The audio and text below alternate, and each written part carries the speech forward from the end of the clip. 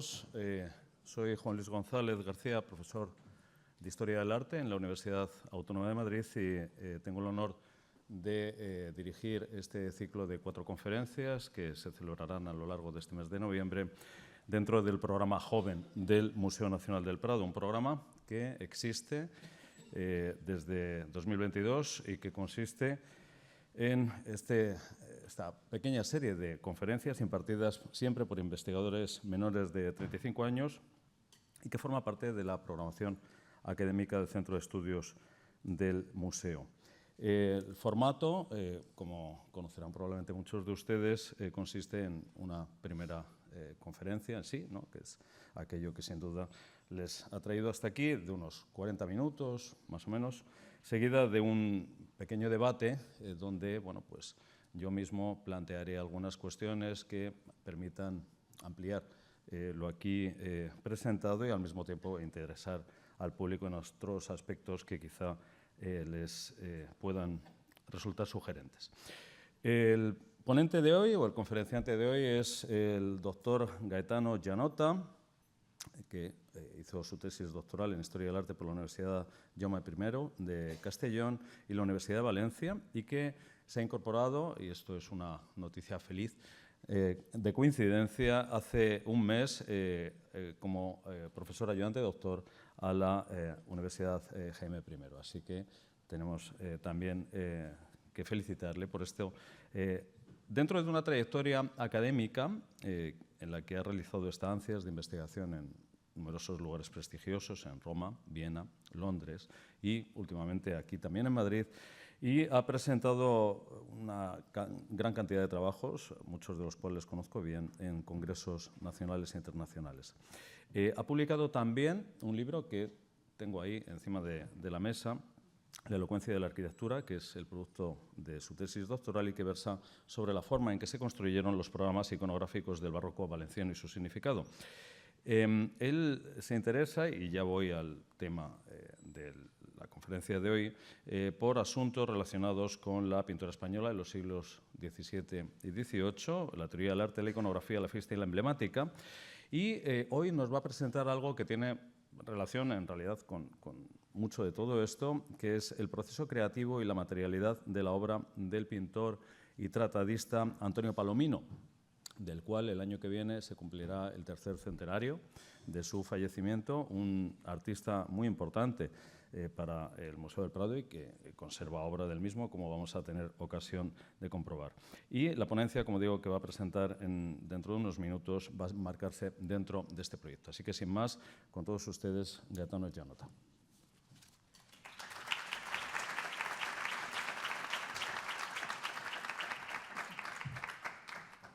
Muchísimas gracias, Juan Luis. Buenas tardes a todas y a todos. Muchas gracias por estar aquí, este fantástico día madrileño. Antes de empezar mi conferencia, evidentemente quisiera agradecer al Museo del Prado y más concretamente al Centro de Estudios, a Javier Arnaldo y Paloma Málaga, el enorme privilegio que nos conceden a los jóvenes investigadores para dar a conocer nuestra pasión y nuestras investigaciones. Y asimismo quiero agradecer al profesor Juan Luis González García por haber creído en mi propuesta y haberla elegido, entre muchas otras que no lo dudo, eran igualmente válidas. Estoy seguro de que todos ustedes están más o menos conscientes de quién es Antonio Palomino, porque muchas veces se le cita como una fuente más para hablar de la vida, conocer la vida y la obra de otros artistas. Y eso porque fue autor de un tratado sobre la teoría y la práctica de la pintura, cuyo título es Museo Pictórico y Escala Óptica, publicado en 2 volúmenes en 1715 y 1724, y de un tercer volumen, también publicado en el 24, que lleva por título El Parnaso Español Pintoresco Laureado, y que es un conjunto de biografías de artistas españoles o bien extranjeros que trabajaron en la península. Y quiero citar ya de entrada estos 3 volúmenes, de los cuales seguramente ya habrán escuchado hablar, porque me escucharán mencionarlos muy a menudo a lo largo de esta conferencia. Sin embargo, esta tarde mi intención es acercarles a un Antonio Palomino muy distinto y de una forma, además, muy diversa, analizando directamente su personalidad artística, su obra, su materialidad y su significado. Y sobre todo lo haré poniendo el foco en una parte de su producción que apenas se ha estudiado hasta la fecha. Estoy hablando de los dibujos. Como sugiere el título de la conferencia, abordaremos tanto sus principales consideraciones teóricas en torno a este arte, como sus aspectos más prácticos. Aún así, ya desde los primeros minutos se darán cuenta de cómo estas dos categorías de teórico y práctico muy a menudo se mezclan en lo que es la obra de Antonio Palomino. Y eso se debe a la particular condición que el dibujo tiene en su imaginario teórico. Ya el profesor y exdirector de esta institución, Alfonso Emilio Pérez Sánchez, había apuntado que en la teorética palominesca habían confluido tanto las reflexiones puramente intelectuales de los tratadistas italianos como las preocupaciones más pragmáticas de los teorizadores españoles. Los primeros, entre los que podemos mencionar Federico Zuccari, Ludovico Dolce o Giorgio Vasari, se habían preocupado de convertir el dibujo en un género por derecho propio. Los otros, por ejemplo, Giuseppe Martínez o José García Hidalgo, representaban una práctica de taller que había popularizado el uso del dibujo como mero medio para pintar. En lugar de elegir entre una de estas dos vías, y siguiendo el modelo que en España habían inaugurado ya Vicente Carducho y Francisco Pacheco, Palomino optó por una tercera solución que consistió en reconocer, sí, la utilidad práctica y funcional del dibujo, pero sin renunciar a su valor sustancial como componente esencial de la pintura junto al colorido. Y lo consiguió dividiendo el dibujo en dos especies. Por un lado, el intelectual o interno, que es la idea o concepto mental que el pintor forma de lo que previene ejecutar.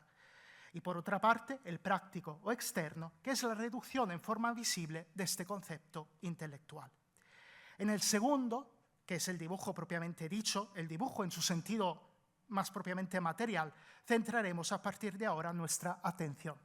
Según Palomino, el dibujo está compuesto por 4 partes. La primera son los contornos y los dintornos, es decir, el contorno exterior de la figura y las líneas que encontramos dentro de ellas. Como veremos a lo largo de esta tarde, los dibujos de Palomino se caracterizaron por sus contornos y dintornos segmentados, agitados y abundantes en pentimenti y correcciones. La segunda parte del dibujo, la perspectiva, se declina en él mediante el abultamiento de las figuras y el claroscuro ocasionado por los juegos de luz. Para representar formalmente los efectos volumétricos y lumínicos, Palomino solía dibujar en húmedo adoptando la tinta parda y la aguada, como es posible observar en este dibujo con la alegoría de la fe y ángeles de la Biblioteca Nacional de España. Con menor frecuencia dibujó en seco, otorgando tridimensionalidad a las figuras mediante trazos bien medidos de lápiz, carbón o incluso sanguina, como pueden ver en esta dolorosa del Museo del Prado. La tercera parte del dibujo es la simetría, es decir, la correcta proporción de las partes del cuerpo humano entre sí y con el todo. Remitiendo a autores como Vitruvio, Daniele Barbaro, Alberto Durero, Juan Valverde de Amusco y Joaquín van Sandrart, Palomino eligió la cabeza humana como módulo, es decir, como medida para determinar la proporción de su cuerpo. Así, la altura del cuerpo de un hombre perfecto y con una edad media de 33 años correspondería a 8 módulos, es decir, 8 cabezas, ¿no? La largueza de su brazo extendido a 4, la anchura de sus espaldas y caderas a 2 y así sucesivamente. Por ejemplo, respecto a los angelitos que abundaban en su producción, determinó que la proporción más adecuada sería la propia de los niños de 2 años, cuya altura es de 5 módulos.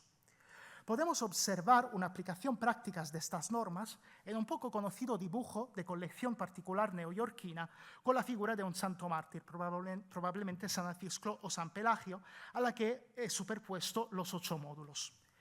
Observen cómo su posición respecto a las partes del cuerpo humano corresponde perfectamente con la estipulada por Palomino en el Museo Pictórico e ilustrada por su sobrino Juan Bernabé. Incluso el angelito sobrestante, una vez aplicado el escorzo correspondiente, incluso en él es posible reconocer los 5 módulos previstos para la proporción del cuerpo de los niños. El cuarto y último componente del dibujo es la anatomía, por la cual Palomino remitió a la conocidísima Historia de la composición del cuerpo humano, publicada por Juan Valverde de Amusco en 1556 en Roma. De ella, además, como pueden observar, copió algunas de las láminas que ilustran esta sección del Museo Pictórico.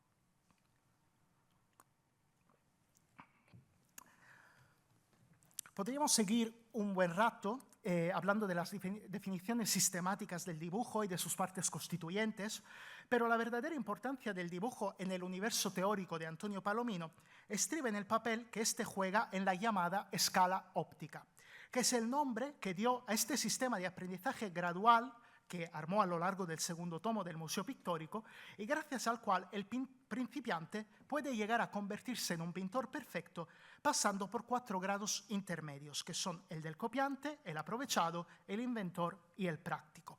Y todo ello porque el dibujo es el punto de partida de este ascenso. En palabras del propio Palomino, es el ingreso único e indispensable en la práctica de la pintura.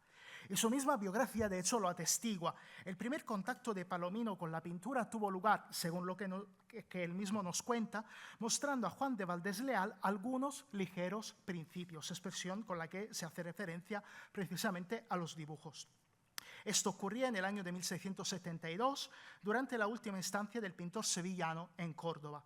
Entonces, nuestro artista tenía 16 o 17 años y apenas 2 años después sería ya maestro pintor, recibiendo en su taller discípulos como, por ejemplo, Antonio Fernández Ariza. Antonio Palomino, incluso antes de teorizarla y consignárnosla en su tratado, ascendió esa escala óptica para convertirse en un pintor perfecto. Y como veremos a lo largo de esta tarde, su compañero constante en este largo camino fue el dibujo. Al discípulo que ocupaba el primer grado de la escala óptica, el del principiante, el pintor tratadista recomendó que acostumbrase la mano a trazar todo tipo de líneas. Para ello, debía equiparse de las herramientas y materiales más oportunos. En un lapicero debía guardar el lápiz y el carboncillo. Aunque Antonio Palomino prefería preparar la composición con lápiz para acabarla con pluma, tinta y aguada, conocemos un puñado de dibujos suyos realizados integralmente con lápiz, como este apunte con el martirio de Santa Victoria del cuaderno del Museo de Bellas Artes de Córdoba, un dibujo probablemente preparatorio de este detalle del lienzo con el martirio de San Francisco de Santa Victoria que se encuentra en la capilla de Santa Teresa de la Catedral de Córdoba. En otros casos, combinó el carboncillo con la sanguina, como en el dibujo de la Virgen Dolorosa del Museo del Prado, que ya hemos mencionado, preparatorio para este lienzo de la capilla de la Beata María Josefa del Santísimo Sacramento en Azcoitía, documentado como obra de Palomino por Juan José Martínez González. En una cartera, el principiante, cartera que en la ocasión podía servirle también de caballete improvisado, debía guardar el papel, los dibujos que había realizado y los que estaba copiando. El papel debía ser de alta calidad, es decir, de marca mayor, marquilla o protocolo. Gracias al estudio de las filigranas y a su cotejo con la bibliografía especializada, no es arriesgado afirmar que Palomino prefería el papel italiano de mayor calidad, siendo Roma y Génova los centros donde se asentaban las papeleras identificadas hasta la fecha. Aún así, para los dibujos a seco, como la ya mencionada Dolorosa del Prado o esta alegoría de la fortaleza del álbum Alcubierre, no desdeñó el papel de estracilla de calidad inferior, pero más fino que el de estraza. Dicho esto, me tendrán que permitir hacer un brevísimo inciso para agradecer de nuevo al Museo del Prado por haberme concedido la oportunidad de estudiar los dibujos de su colección y concretamente a Gloria Solace Vilela por compartir conmigo su enorme conocimiento del papel. Las últimas herramientas que el principiante debía poseer para empezar a practicar el dibujo eran la regla y el compás, que le ayudarían a transferir las proporciones de un dibujo o una estampa ajena en la composición a realizar, o bien a transferir el dibujo preparatorio en el lienzo o la pared a pintar. A la luz de esta recomendación, no nos sorprende que Juan Bautista Simó retratara a su maestro acompañado también de estos instrumentos en un famoso retrato póstumo que le dedicó. Conservamos también algunos dibujos de Palomino, como el ya citado Martirio de Santo de Nueva York o la aparición de San Rafael al venerable Andrés de Roelas del Museo del Louvre, donde el uso de las reglas se concretiza en la cuadriculación de la hoja para transferir el dibujo en el lienzo o, como también ha sugerido Alfonso Emilio Pérez Sánchez, en una plancha para grabar. Una vez reunidas estas herramientas y habiéndose entretenido suficientemente en el trazo de las líneas más diversas, el principiante podía empezar a adiestrar su mano a los principios anatómicos. Una vez dominadas las partes de la cabeza, ojos, orejas, narices, etc., podía seguir con las cabezas enteras y después con las otras extremidades del cuerpo, manos, pies, brazos y piernas. En cada fase debía demostrar su destreza para la exactitud anatómica y el control de las proporciones, la perspectiva y el escorzo. Para ello, Palomino animó al principiante a recurrir a las cartillas y al que no dispusiera de ellas, recomendó que copiara los dibujos de su maestro o las estampas. Evidentemente, a raíz de esta sugerencia, estamos abandonando el primer grado de la escala óptica, el del principiante, y pasamos al segundo, el del copiante. En él, el dibujo, junto al grabado, alcanza su máxima utilización como herramienta de aprendizaje del artista y repertorio de fuentes formales e iconográficas para sus creaciones. Recordarán que en 1672 Palomino mostró sus dibujos a Juan de Valdés Leal. En aquella ocasión, el sevillano donó a nuestro artista para su perfeccionamiento algunos dibujos suyos. Este ejemplo nos demuestra cómo en la práctica diaria de taller el intercambio, la adquisición y el coleccionismo de dibujos ajenos era una constante. Y las numerosas noticias que Palomino proporcionó a este respecto en las biografías de su Parnaso nos llevan idealmente dentro de su obrador, un espacio donde además de los lienzos, los pigmentos, los caballetes, los libros, las reglas, los compases de los que hemos hablado, no faltaron los álbumes de dibujo recibidos en herencia, comprados en subastas, etc.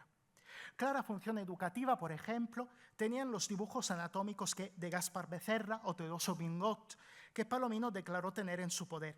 Asimismo, conservaba borrones y apuntes de Juan Pantoja de la Cruz, Lorenzo de Soto o Mateo Cerezo.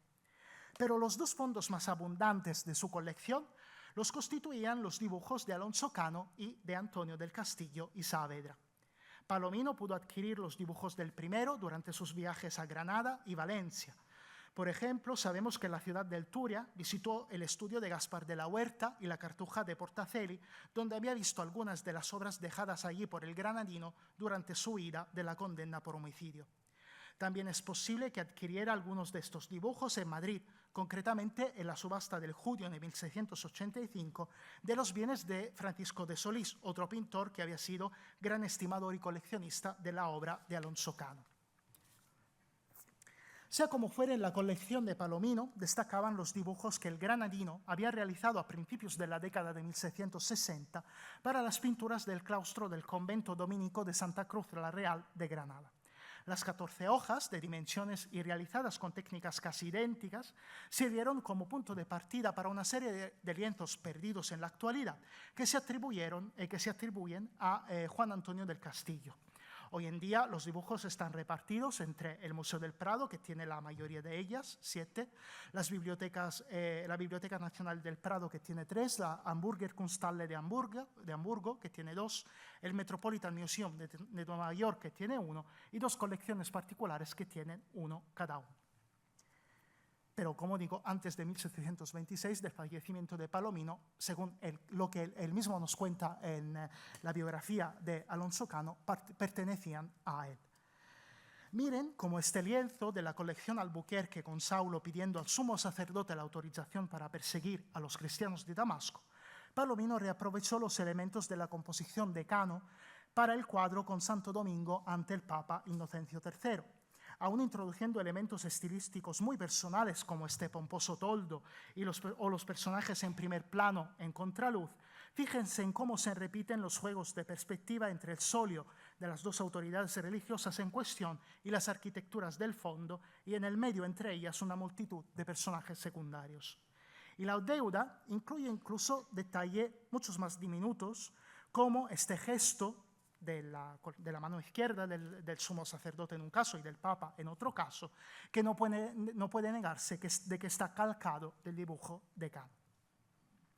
Antonio del Castillo de Saavedra fue el pintor más solicitado en Córdoba durante las décadas centrales del siglo XVII. Antonio Palomino tenía apenas 13 años cuando falleció en 1668, pero su arte tuvo un enorme ascendiente en su formación, como demuestran las numerosas réplicas que pintó de sus cuadros más famosos, como este San Jerónimo que se encuentra en el Museo del Prado. A decir de Priscilla Müller, Palomino heredó los dibujos del Castillo de Juan de Alfaro, pero no ha de descartarse que adquirirá otros durante su estancia en Córdoba en 1713. En la colección de Palomino, sin duda, destacaban los dibujos de cabezas. Benito Navarrete y Fuensanta García de la Torre han dedicado un apartado de su imprescindible catálogo de los dibujos del Castillo al estudio de cabezas, reuniendo 29 hojas en los que las cabezas aparecen individualmente o bien en grupos de hasta 11. Se advierte claramente la repercusión didáctica de este tipo de obras, muy afín a los repertorios que se incluían en las cartillas de las que hemos hablado anteriormente.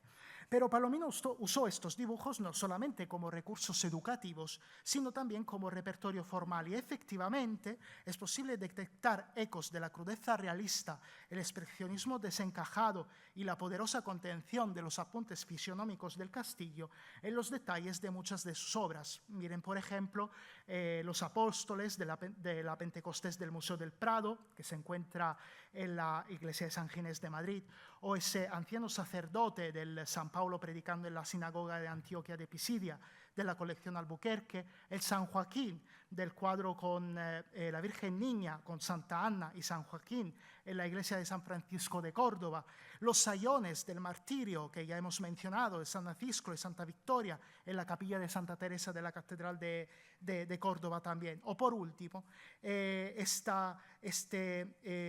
apergaminado rostro de Pastora en el nacimiento de Jesucristo en la iglesia parroquial de Navalcarnero.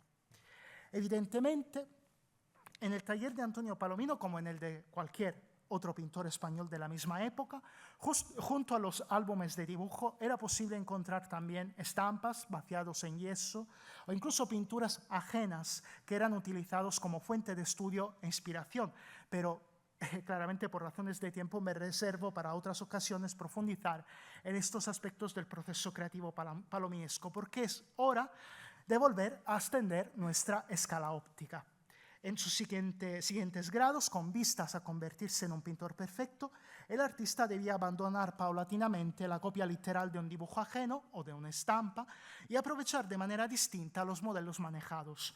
Utilizando las palabras del mismo Palomino, debía evitar convertirse en un pintor amanerado y buscar, en cambio, la bella maniera, conjugando el aprovechamiento de los modelos ajenos con el estudio imitativo y selectivo de la naturaleza en virtud de la idea previamente concebida y alcanzando de esta forma la total compenetración entre lo que hemos llamado dibujo práctico o externo y lo que hemos llamado dibujo interno o intelectual. Dedicaré los próximos minutos de mi conferencia a reflexionar con ustedes en torno a la manera en que Antonio Palomino ejerció el arte del dibujo hasta alcanzar esta bella maniera en su arte. Y lo haremos profundizando en las distintas funciones que tuvieron los dibujos en su producción.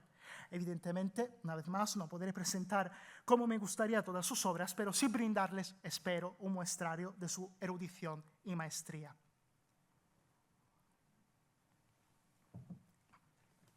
Antes que nada, para cada artista, y para Antonio Palomino también, los dibujos sirvieron para concretar los contenidos formales e iconográficos de una obra y presentarlos al comitente para que diera el visto bueno para su realización.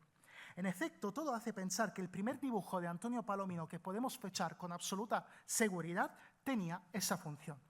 Y me refiero al proyecto de túmulo para María Luisa de Orleans, que se conserva en la Biblioteca Nacional de España. Dotado de detalladas descripciones, medidas e incluso firmado, este dibujo debió de presentarse al concurso que fue convocado en 1689 para la realización del túmulo efímero que se levantaría en la iglesia del Monasterio de la Encarnación en ocasión de las exequias cortesanas de la reina y que finalmente sería ganado por José Benito de Churriguera. Hay otro dibujo de esta tipología y que también puede fecharse con exactitud en 1692, que además es muy interesante porque, como pueden observar, presenta dos diferentes opciones para la decoración de los falsos lunetos del techo del salón de sesiones de las casas consistoriales de Madrid, para que, imagino, el comitente eligiera la que más le agradaría. Finalmente se optó por una combinación de las dos versiones y el resultado es una especie de panoplia con relieves alegóricos en el centro y nereidas y angelotes a los lados. Evidentemente, también en sus encargos fuera de la villa y corte, Antonio Palomino mantuvo la costumbre de anticipar sus obras con los dibujos. En este sentido, resulta ejemplar la serie de 3 dibujos repartidos entre el Museo del Prado y el Museo de Bellas Artes de Valencia con las alegorías de la mansedumbre, la paz y la bondad que pintó al fresco en la bóveda de la iglesia de los Santos Juanes o San Juan del Mercado de Valencia entre 1699 y 1702. Habrán notado que, pese a encontrarse en 2 instituciones distintas, las 3 hojas están montadas sobre un passepartout idéntico y además comparten el mismo sello. Eso significa que antes de que los procesos de dispersión las llevaran a las instituciones en las que se encuentran en la actualidad, habían pertenecido a un único coleccionista, en este caso Anastasio de Páramo, conde de Benacazón. Una década después, Antonio Palomino realizó los dibujos con episodios de la vida de David que prepararían 2 de los 4 lienzos que realizó en el Sagrario de la Cartuja de Granada. Los 2 dibujos que fueron identificados y atribuidos a Palomino por primera vez por Benito Navarrete se conservan en el British Museum de Londres y en la Biblioteca Nacional de España, respectivamente. En esta diapositiva pueden observar los cuadros acabados. Y este soy yo, este verano pasado, estudiando el dibujo del British durante una estancia en Londres. Me perdonarán ese añadido, pero era para reflexionar con ustedes y mostrarles lo bonito y lo maravillosa que es nuestra profesión. Claramente, hay más dibujos de Antonio Palomino con esta función preliminar y preparatoria al trabajo propiamente pictórico. Mientras tanto, nuestro pintor sigue estudiando y copiando las obras de sus ídolos artísticos. Y a este propósito, el año de 1692 marcó un momento trascendental en su trayectoria debido a la llegada a Madrid del célebre pintor napolitano Luca Giordano. Sabemos que Palomino estudió con mucho interés su producción y no solamente gracias a las anécdotas de las que dejó testimonio en el Museo Pictórico o en el Parnaso, sino también por un dibujo de la Biblioteca Nacional con Diana y Acteón, o la caza de Diana, que replica una invención del napolitano para una serie mitológica que le había encargado el Marqués de Carpio, y de la que conservamos tanto el dibujo preparatorio como el lienzo acabado. En realidad, es posible que Palomino no se limitara a copiar el dibujo, sino la obra completa, de la que existe en colección particular una copia muy afín a la mano de Palomino, por lo que concierne, por ejemplo, a esa preparación rojiza del lienzo y al juego de las luces en los encarnados. Otra función de los dibujos en la producción de nuestro pintor fue inspirar y guiar formal e iconográficamente la mano de sus discípulos. Es lo que ocurrió en 1693 en una obra que lamentablemente no se conserva. Me refiero a las pinturas del claustro del Real Hospital del Buen Suceso de Madrid, cuya fachada pueden ver al fondo de una irreconocible Puerta del Sol en esta fotografía. Palomino diseñó su programa iconográfico y realizó los dibujos para que un anónimo discípulo suyo los ejecutase las pinturas. Como digo, el monumento y las obras que atesoraba fueron destruidos en el siglo XIX y, de hecho, su solar en un costado de la Puerta del Sol actualmente está ocupado por la tienda de una conocidísima marca de artículos electrónicos. Pero afortunadamente conservamos 4 dibujos repartidos entre el Museo del Prado y la Biblioteca Nacional, una vez más, que nos permiten imaginar cómo debió de parecer esta obra, este patio, el patio de este edificio desde finales del siglo XVII. Las 4 hojas representan 2 de ellas la personificación de España, las que ven arriba, y luego las otras la alegoría de la religión y la alegoría de la mansedumbre. De las dos versiones de la personificación de España, las dos hojas que tienen arriba en la diapositiva, en mi opinión, una de ellas no puede atribuirse a Palomino debido a este rostro rechoncho, los ojos muy abultados y sobre todo por este uso inédito en Palomino del aguada azul. Probablemente se deba más bien al artista que finalmente realizó las pinturas o a otro discípulo que por otras razones se encontraba en la fábrica. Sea como fuere, pensados para servir como repertorio formal para la obra de sus discípulos, para obras concretas como la que acabamos de ver, los dibujos de Palomino circularon y circularon muchísimo. Por ejemplo, el de la religión que acabamos de ver fue reproducido literalmente por Josep Medina en uno de los lunetos de la capilla de la Santa Cinta de la Catedral de Tortosa en torno a 1720-21. Y este dibujo, que también hemos observado anteriormente, con la alegoría de la fortaleza del álbum Alcubierre, también por las primeras décadas de 1700 inspiró la mano del valenciano Dionís Vidal en una de las pechinas de la capilla de Nuestra Señora del Campanar en la iglesia parroquial de este barrio valenciano. Los dibujos de Antonio Palomino tuvieron también otra función que hasta la fecha ha pasado casi totalmente desapercibida. Sirvieron como plantillas para abrir láminas, es decir, fueron modelos para estampas. Y no me refiero únicamente a los dos conocidísimos frontispicios de los dos tomos del Museo Pictórico y Escala Óptica, que fueron compuestos por Palomino y grabados por el valenciano Hipólito Rovira y por Juan Bernabé Palomino respectivamente, sino a obras que le fueron encargadas específicamente para ser grabadas e ilustrar volúmenes ajenos.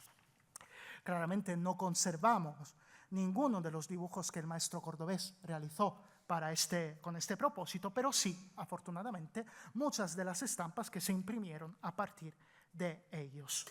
Podría mencionar muchísimos ejemplos, porque la producción de nuestro artista en este ámbito fue verdaderamente abundante, pero una vez más me tengo que limitar a pocos ejemplos. En concreto, me limitaré a dos. El primero de ellos me sirve para hacer una puntualización. En 1981 se publicó un artículo titulado Antonio Palomino Grabador, donde se argumentaba que Palomino practicó este arte a raíz de la inscripción Antonius Palomino e Velasco facebat matriti anni 1694, grabada en la cartela central de esta estampa que abre el poema armónico de Francisco Guerau. En realidad, los ejemplos parecidos que he individuado demuestran que Palomino se limitaba a inventar esta clase de composiciones, remitiendo posteriormente a la obra de especialistas del arte del grabado como los mencionados Hipólito Rovira o su sobrino Juan Bernabé para que abriesen la lámina correspondiente. Dicho esto, finalmente, podemos atribuir con absoluta seguridad a la invención de nuestro artista esta estampa suelta de la Biblioteca Nacional que hasta la fecha ha sido asignada a José García Hidalgo. De hecho, como pueden observar, se trata de la misma composición que finalmente sería firmada por Palomino, pero falta del texto que leemos en la impresión definitiva. El segundo ejemplo es incluso anterior del que acabamos de mencionar, pues data de 1692, fecha de la publicación de la Vida, Virtudes y Milagros de San Julián, segundo obispo de Cuenca, obra del jesuita Bartolomé Alcázar. Como observó ya Ángela Terido, el volumen contiene 3 ilustraciones con episodios de la vida del biografiado, firmadas por Antonio Palomino como inventor de la composición y Gregorio Fosman y Medina como grabador. Respecto a esta obra quiero incidir en dos cosas. La primera es que en estas láminas Antonio Palomino se firmó como Pictor Regis, es decir, como pintor del rey, aprovechando también el arte gráfico, o sea, el arte del grabado o del dibujo, para recordar su ascenso y sus éxitos artísticos.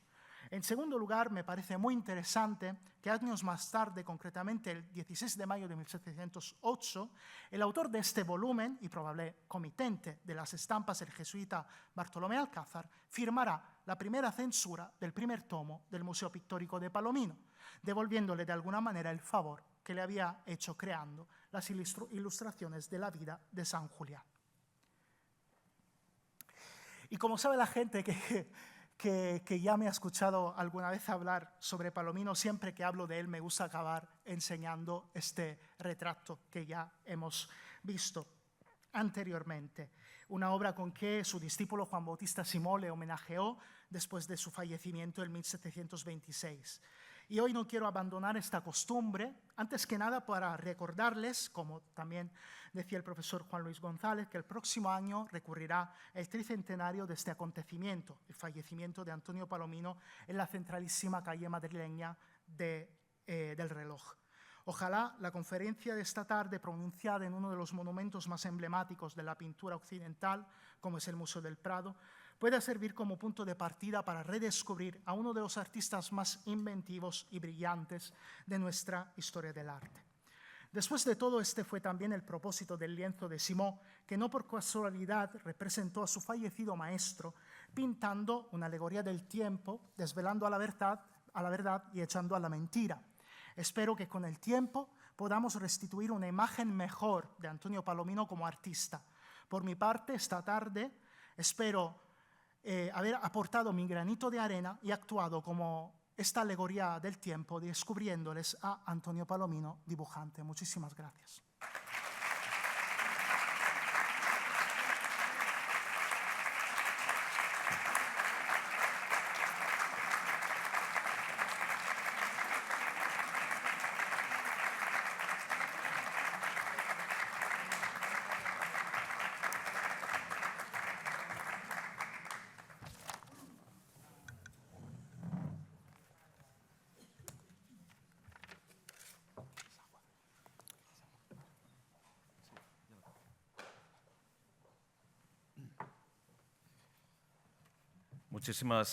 Muchísimas gracias, perdón por la logística, o la falta de ella más bien, en este momento.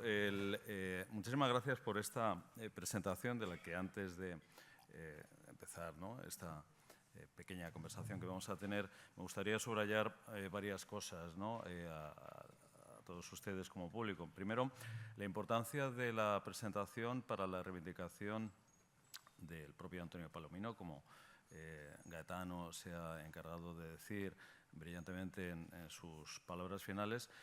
Un artista no precisamente bien tratado por la crítica, casi podría decirse ni siquiera hasta nuestros días, y son académicos como él los que se están ocupando de abrir brecha en esta línea, y también, sobre todo, en el estudio del dibujo en España.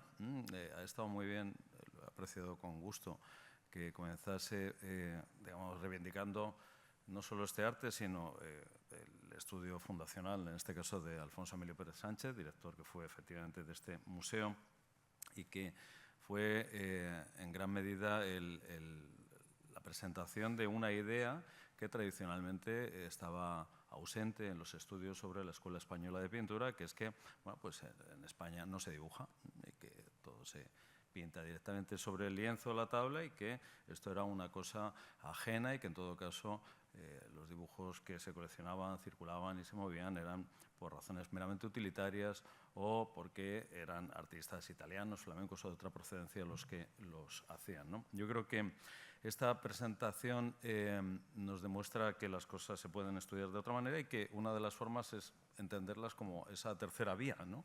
Que ha servido de presentación, ¿no? Esa idea que parte de Carducho, de Pacheco y del propio Palomino, para entender el dibujo de una manera que no es italiana, que es española, que es propia, es identitaria, si se quiere, y que tiene un valor por sí mismo.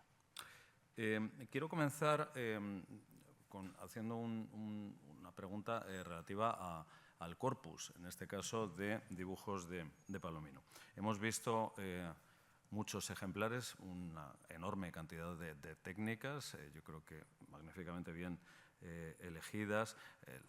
Aprecio particularmente el exquisito gusto en la reproducción de los ejemplos, ¿no? O sea, hemos visto unas fotografías magníficas y quisiera saber, o que nos contases, si lo que hemos visto es lo que hay.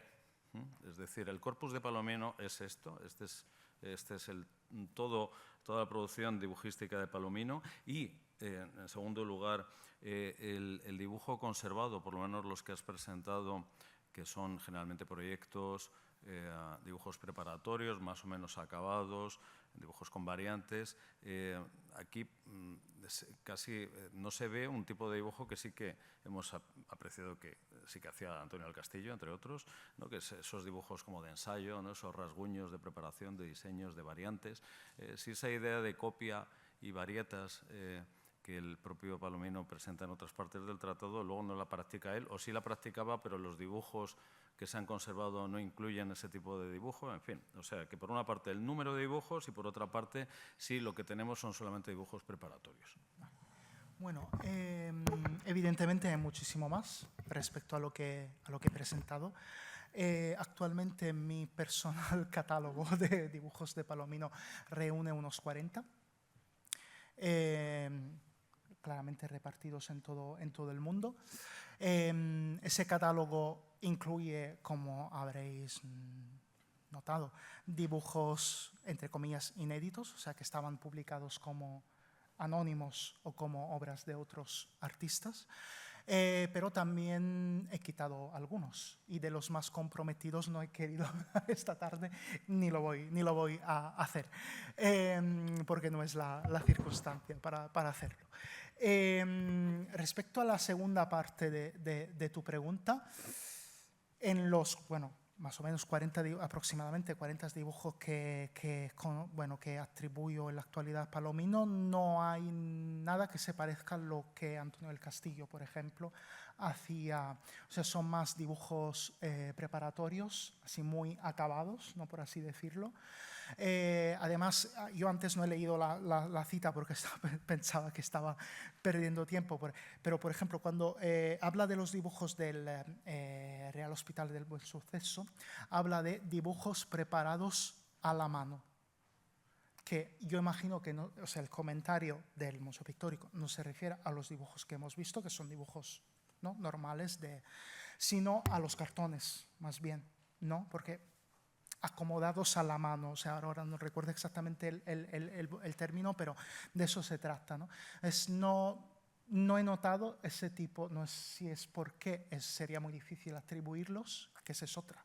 Ya Pérez Sánchez vio la cantidad de técnicas de dibujo que tenía Palomino. O sea, habrán visto, ¿no?, este dibujo con el San Miguel, con estos trazos muy nerviosos, muy rotos, ¿no?, estas líneas muy rotas, por así decirlo, muy segmentadas, y por otra parte estas alegorías del Buen Suceso o del Santos Juanes de Valencia, que son, ¿no?, casi perfectas. Si es verdad que tienen algún pentimento, ¿no?, algún cambio, alguna modificación, pero son mucho más perfecta.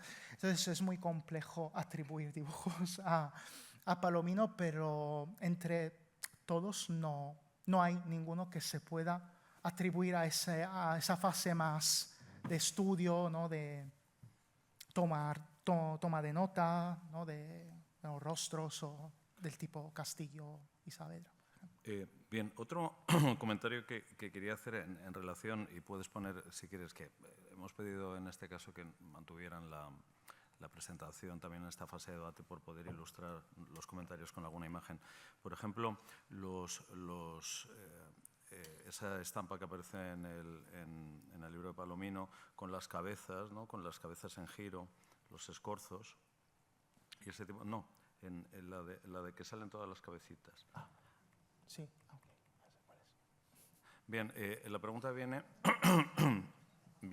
sí, esa es, efectivamente, en relación con algo que solo ha insinuado Gaetano y tal, pero que es algo interesante, que no solo es lo que voy a comentar después, ¿no?, relativo a el tipo de colecciones de dibujos o los artistas, que a través de los dibujos se puede deducir que Palomino admira, ¿no?, porque cuáles son los que colecciona, cuáles tiene, etcétera, sino que autores que se han dedicado al dibujo y que tienen textos, digamos, programáticos sobre dibujo. En este caso, pues la propia idea esta con la que comenzabas hablando del dibujo interno y externo, eso imagino que Zúcaro, Juan de Arfe, ¿no?, Alberto Durero, estos son, digamos, transcripciones o apropiaciones, si se quiere, más o menos literales, aunque Palomino es bastante honesto a la hora de reconocer sus fuentes. Además de estos tres autores que acabo de citar, que son un poco también los más conocidos, o las partes sobre perspectiva, pues Andrea Pozzo, ¿qué otras lecturas relativas a dibujo específicamente maneja Palomino? Relativas a dibujo. Pues mira, Leonardo, por ejemplo, menciona a Miguel Ángel, las rimas, ¿no? Por ejemplo. Claramente Carducho y Pacheco son sus ídolos nacionales, pero más allá de eso son sus ídolos en ese sentido. Y luego una serie, o sea, es muy, muy curioso, o sea, una serie de autores extranjeros que yo me pregunto realmente en el siglo XVII cómo llegaban estos libros, ¿no? Sandrart, etcétera. Digamos que son, o sea, Sandrart es, según un estudio que tengo allí trabajando, etcétera, es el segundo autor más citado del Museo Pictórico después de Plinio. Y muchas de las ideas del dibujo, sobre todo respecto a sus partes constituyentes, no toda esta división, digamos, casi taxonómica, diría, ¿no? De las partes del dibujo, los componentes del dibujo, está casi calcada de estos autores. Scheffer es otro también, sí. O Schefferus. Sí, además eso no lo había pensado, pero es un poco como una vidas paralelas, ¿no? Porque Sandrart también, el sobrino de Sandrart también era grabador y graba para él en la Academia Alemana algunas de las estampas, ¿no? O sea que había ahí un aire de familia, si se quiere. En relación con lo que te acabo de comentar, y ya voy acabando, son un par de comentarios más, quería hablar de esto que Baxandall denominó inteligencia pictórica, ¿no? Es decir, Palomino es alguien que tradicionalmente, como acaba de mencionar Gaetano muy bien, por eso quería traer la pregunta a colación después de la anterior, que es extremadamente erudito en el uso de los textos ajenos en múltiples lenguas, ¿no? Libros que algunos los tenía, otros los consultaba en bibliotecas de otros, etc. Y hemos visto parte de la conferencia que iba de eso, ¿no? De cómo él reaprovecha los materiales, cómo utiliza las obras de otros, cómo las incorpora. Y es decir, y yo lo que quería un poco que ampliases es esa idea de los dibujos no solo como fuente, sino de alguna manera como una especie de material pseudo-bibliográfico. Es decir, que el dibujo de Palomino permite también entender, digamos, la propia biografía de Palomino como un artista que él fue un artista extremadamente viajero por España, ¿no? Que está en Salamanca, en Valencia, bueno, hemos visto, ¿no? En Córdoba, por supuesto, en Madrid. Conoce a mucha gente. Los dibujos de Palomino, me refiero en este caso a los que él colecciona, a los que él dice poseer, son también un testimonio de su biografía, de su manera de entender la pintura, incluso de su estilo artístico, es decir, son aquellos artistas a los que quiere de alguna manera emular o parecerse. Y en relación con esto, como segunda parte, quería preguntarte si, es decir, por una parte el catálogo de los dibujos que admira Palomino y por otro lado, si él al coleccionar dibujos de alguna manera también está tratando de asimilarse a los grandes teóricos que coleccionaban dibujos, ¿no? Por ejemplo, con el primero de ellos, por supuesto, Giorgio Vasari, pero en España, pues Vicente Vitoria, que conoces muy bien, discípulo de Cano, Vicente Salvador Gómez, o en Quito, por ejemplo, se me ocurría que es un gran admirador de Palomino, Manuel de Samaniego, ¿no? Es decir, esta idea del teórico que al mismo tiempo colecciona dibujos, ¿no? O sea, esas son un poco las dos partes de la pregunta. El estilo de Palomino y la relación con los dibujantes que él colecciona y Palomino coleccionista como queriendo formar parte de una genealogía de coleccionistas que al mismo tiempo son teóricos del arte. Sí, respecto a la primera parte de la pregunta, desde luego que sí. O sea, los dibujos de Palomino son un testigo más de su trayectoria artística y en ese sentido casi que se parecen, ¿no? Con este libro de dibujos de Vasari que quería ilustrar, no tenía como el proyecto de ilustrar las vidas. No en el sentido de coleccionaba los dibujos de los artistas que biografiaba para ilustrar sus obras, sino yo cuento mi propia biografía a través de mis dibujos. Y sobre todo, o sea, yo quiero que mis dibujos, lamentablemente no conocemos la suerte que tuvieron, porque no conocemos el inventario, no sabemos, es muy probable que su hijo mayor heredara la gran mayoría de ellos, porque era también pintor, Francisco Esteban. Quiero decir que Palomino quería que estos dibujos circulasen entre sus discípulos. O sea, el hecho de que Josep Medina,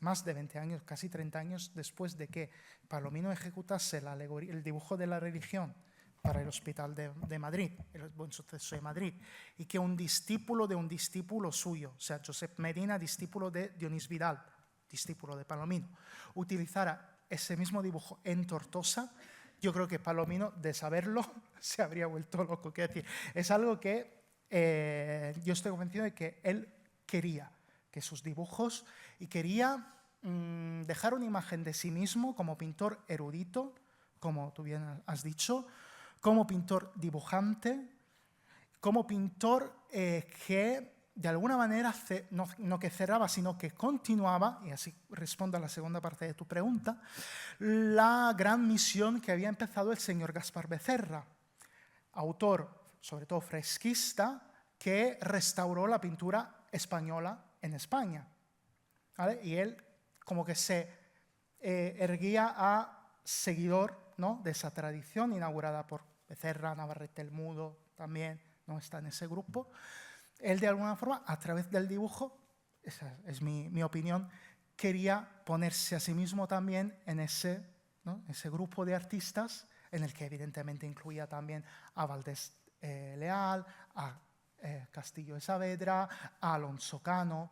Y a mí me sorprende que, o sea, Alonso Cano, como digo, los dibujos de Alonso Cano es probable que los haya, ¿no?, comprado en Valencia, principios de 1700, o en Granada, 1712, pero la última obra firmada que tenemos de Antonio Palomino, 1721, una Inmaculada Concepción con el Padre Eterno en el Museo de Burgos,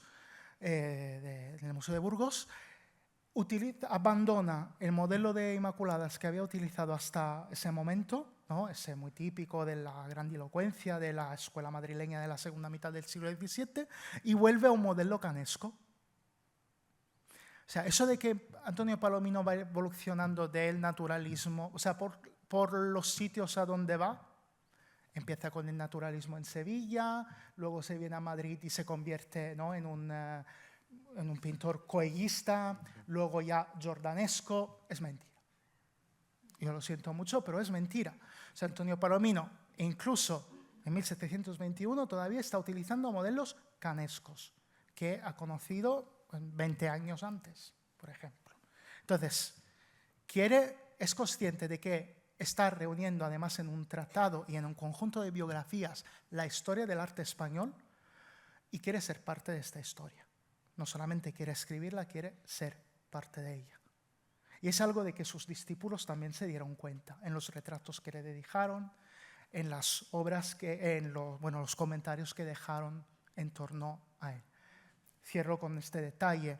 Antonio Palomino nunca fue pintor de cámara, fue pintor de rey, pero no llegó a ser pintor de cámara, ¿no?, que era como el top, el very important people del sistema artístico español. Nunca llegó a serlo, pero todo el mundo, antes y después de su fallecimiento, le llamaban pintor de cámara. Antonio Palomino consiguió entrar en la historia del arte español. Lamentablemente, hoy no lo está. O si lo está por otras razones. O lo estará. Gracias a Gaetano Janota. Muchas gracias a todos y hasta la próxima semana.